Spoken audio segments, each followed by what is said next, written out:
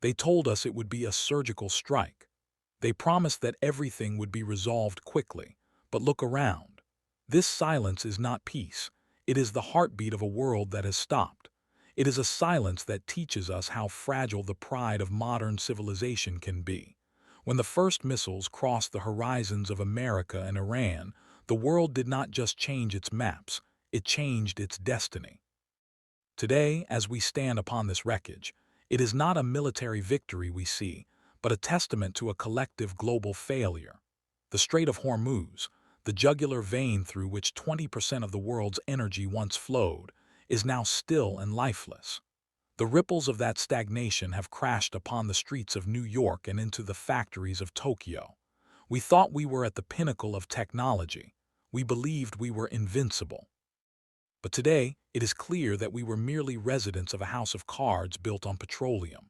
When the veins of fuel were severed, the global economy lost its balance and collapsed.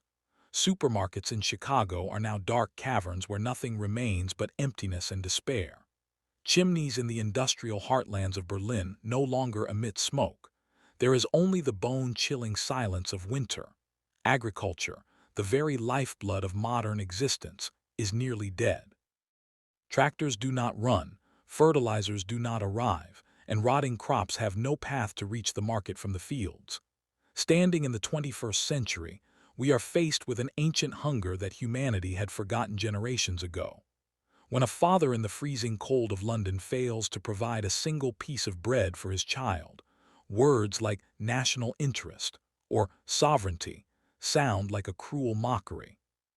Policymakers in Washington or Tehran might have sat at desks charting the course of war, but the price is being paid by billions of ordinary people who had no hand in its making.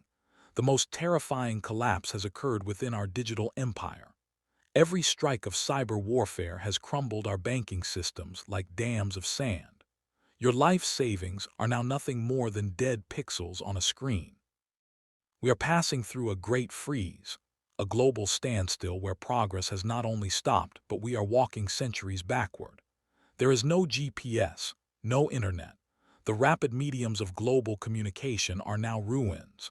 People are trapped in isolated islands across regions where, instead of information, only terror and rumors take root. The image of this humanitarian disaster cannot be explained by statistics. It is seen in the hollow eyes of refugees who have lost even the strength to cross a border.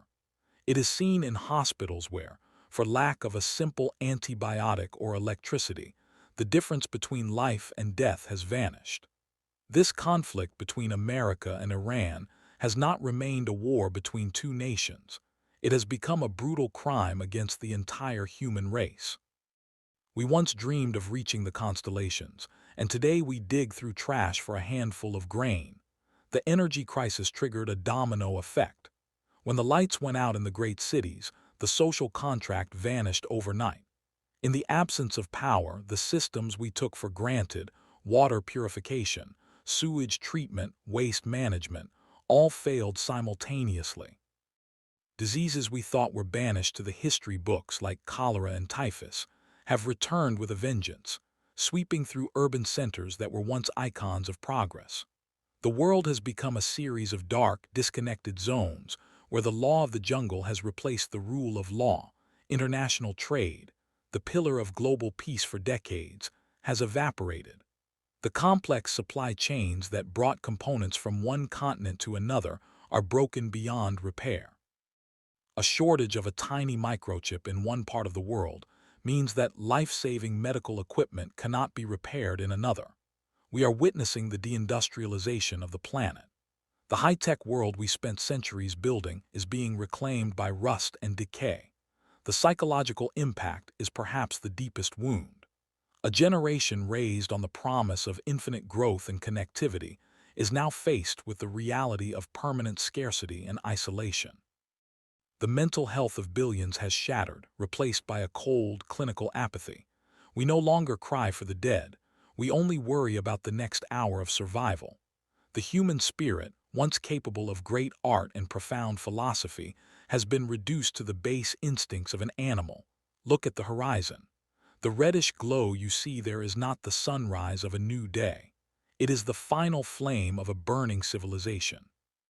We have lost everything and come to stand on a strange plain where there is no difference between king and commoner, no distinction between victor and vanquished. History will not remember the names of the heroes of this war. It will only remember the story of a generation that committed collective suicide. Darkness is falling. Everything is still. This silence is now our only constant. It is not peace. It is the final sigh of a dead world. Sleep if you can, if hunger and cold grant you that permission. Because tomorrow, the sun will not rise on the world we once knew. The silence is the final verdict. We were given a paradise, and we chose to turn it into a graveyard for the sake of ideologies that have no meaning in the face of a starving child.